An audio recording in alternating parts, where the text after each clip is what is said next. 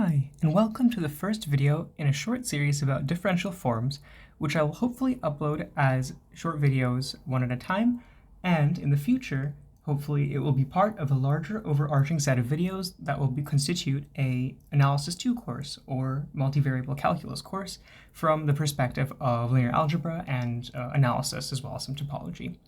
So this idea of differential forms is very important, and essentially, it is a generalization of what one learns as vector calculus. So this idea of vector calculus, especially when it's learned first, often has to do with these entities like vector fields and scalar fields, and they remain a bit mysterious, and oftentimes one explains them or learns them through physical intuition, like the movement of a vector field or how charge behaves, for example, because Gauss's law as a direct analog, just a reformulation in terms of physics of the divergence theorem. And so what this idea of differential forms is essentially a generalization of these ideas of operators on vector and scalar fields, such as gradient and curl and divergence, from where those three are specific to R3, which is familiar and easy to visualize and work with, and most physically applicable when it comes to vector calculus.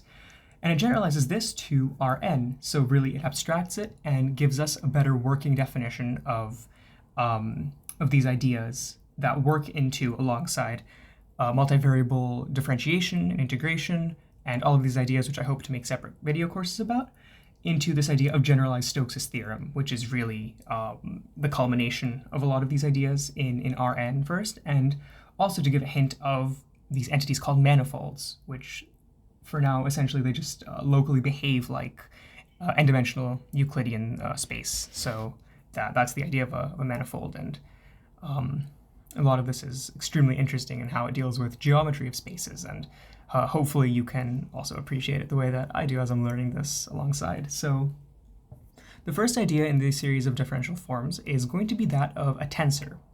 And you might be already a little bit familiar with this idea of tensor. Maybe you've heard it in the mention of tensor product, which remains kind of mysterious the first time one approaches it, and it certainly confused me a lot. Sorry about that. And hopefully I can demystify this idea of a tensor product, and in this video and the next especially, because it's not as bad as, for example, its notation looks quite intimidating as it seems. So what is a tensor first, right? Let's get into this first, and first we'll look at a construction of this product of vector spaces over here. So we define kind of v to the k, or it's not really a definition, but just more introduction or notation for it. So if we let V be a vector space, any vector space, then we just write this notation as v to the k to consist of taking the product of vectors, the vector space k times, right? The Cartesian product.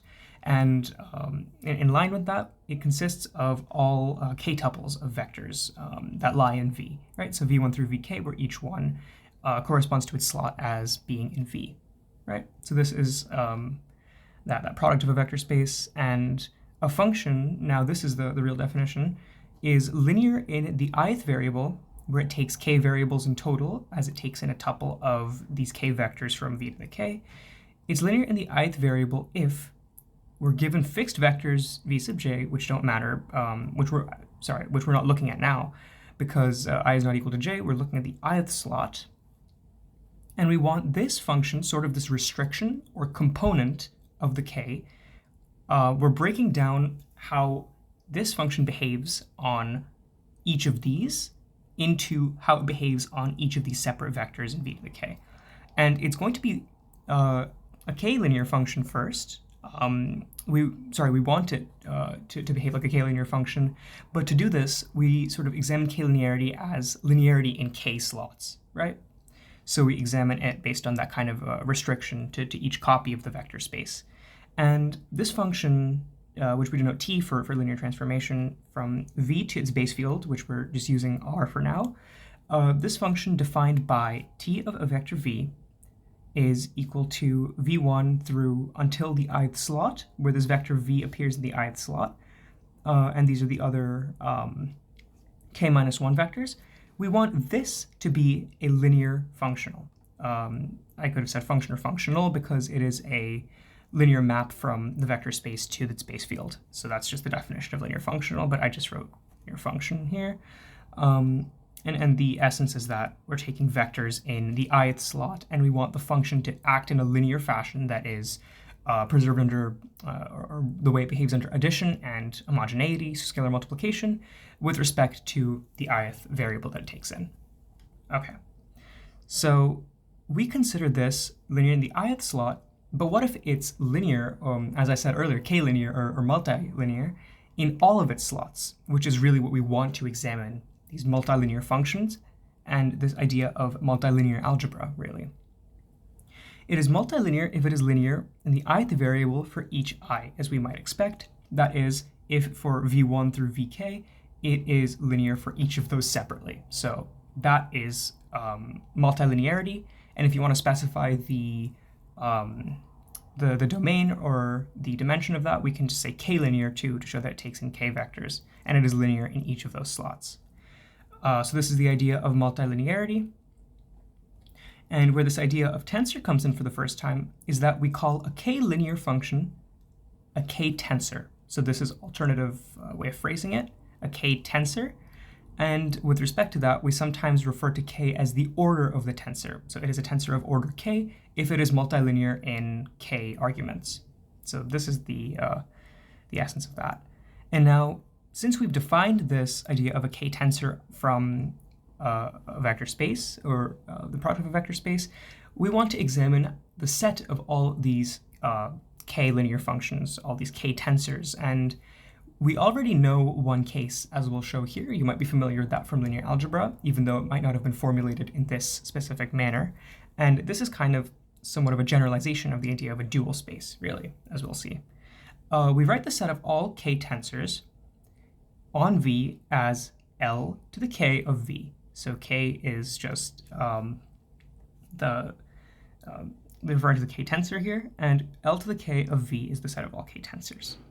We know when k equals 1, this is all linear functionals or linear functions from the vector space to its base field, so V to R, and this is simply its dual space, right? The set of all linear functionals on V, and we just note this by V asterisk here. So that's our k equals 1 case, and we happen to know from the k equals 1 case the dual space. It is called thusly because the dual ends up being a space on its own, a vector space in its own right, and we're curious to see how that generalizes, and it turns out, as we will define the construction in a second, that L to the k of V is its own vector space for any k. So just how the dual space is a vector space corresponding to a given V, so is this set of all k-tensors forms a vector space under these operations of addition and scalar multiplication, which we'll show. And I have stated this in theorem form, where the set of all k-tensors on V constitutes a vector space under the operations, so for f and g denoting these k-tensors, and so c is denoting a scalar in R, we define addition like this. So f plus g, where they're vector addition, on these k arguments is going to basically just be evaluating them separately, right? So this is addition, and it makes sense that we're defining this way. It's like a natural way of defining addition of tensors, evaluating on each of these separately and then taking their sum.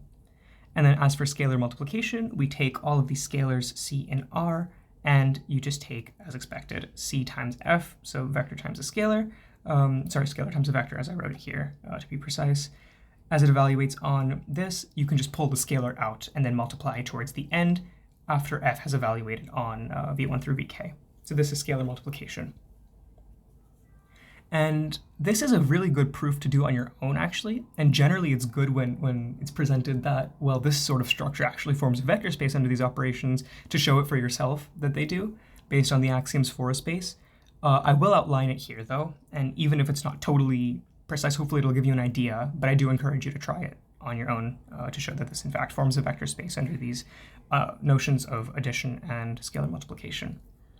So here's the layout of the proof. Let f, g, and h be k-tensors, and let a and b be scalars in the real numbers. First, we show associativity of vector addition. So we take the sum in this order of f plus g plus h, where these are parenthesized, and we sort of kind of as an abusive notation, I have denoted this entire k-tuple here as v sub I. So whenever this appears henceforth, I didn't exactly want to write it exhaustively, but hopefully you will know now that this v sub I just refers to a k-tuple, and we're examining how each of these k-tensors evaluates on that. So f plus g plus h, you just split it up based on the definition of tensor addition. Then you split this up one more time, and you just have f of vi plus g of vi plus h of vi, and then you can just regroup, so f plus g based on this idea again, and associativity is basically immediate. So just the way that this is immediate, so is commutativity, and I'll just scroll down and basically show you're just kind of expanding, rewriting, switching these terms because this is of course obvious from how we've defined it, and this is commutative, so tensor addition. Now, a slightly more subtle point is the additive identity, which in fact ends up being something called the zero tensor, where the zero tensor is the map from v to the k to the real numbers, which evaluates to 0 on everything. And you can check that this is in fact a k-tensor. It is, of course, both, it's linear in each of its arguments because it just takes everything to 0.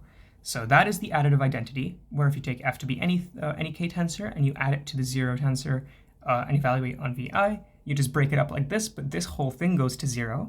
So you're just left with this. In fact, it is the additive identity.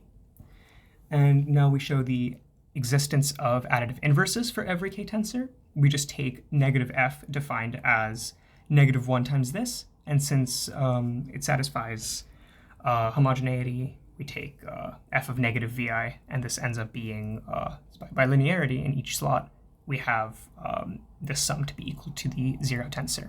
All right, so you just take the additive inverse for each one, and that's that one. And now we'll look at the axioms for multiplication and then distributivity.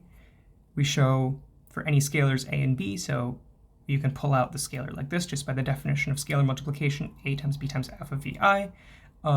You can do this, and then you just group the scalars like that, just based on compatibility with field multiplication. So that's our axiom there. And then we have this multiplicative identity, 1, where 1 is in the real number, so we just have that in terms of the field structure. And 1 times f of vi, you just pull it into this because of linearity in each argument.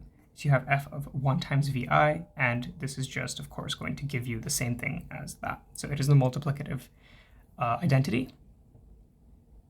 Now we show distributivity of scalars over vectors. So you take a and then f plus g of vi, and you pull it first into the sum, so f plus g of a times vi for each I 1 through k, and then you split up the sum as f of a times vi plus g of a times vi.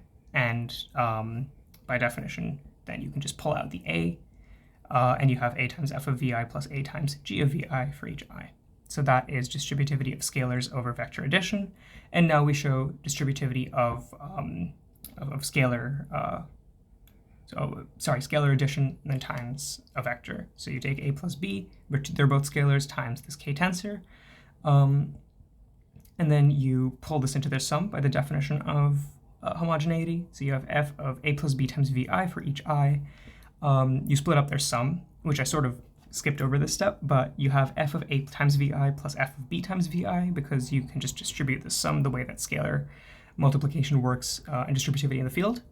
And you have, by these, you can pull out both scalars in the field, and you have a times f of vi plus b times f of vi.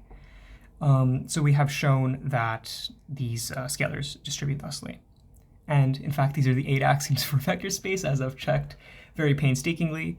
Hopefully this gave you a sense, at least, of where to start with that proof, or it makes sense, but hopefully you've already shown it on your own too, and it's good to work through this. That will really be the content of this video, and I hope for them to be slightly shorter, more bite-sized than some of the other ones that I've been doing, just to give like a more gentle introduction to differential forms. And yeah, we'll just end on this conclusion that we've shown that the set of all k-tensors on V is in fact its own vector space. So thank you for watching this. In the next video, we will show concepts relating to basis. We want to find a basis for this space now and just examine its structure further.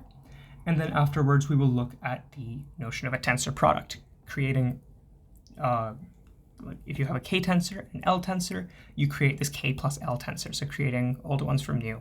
But I don't want to give too much away, so thank you for watching this video, and we hope to see you in the next one.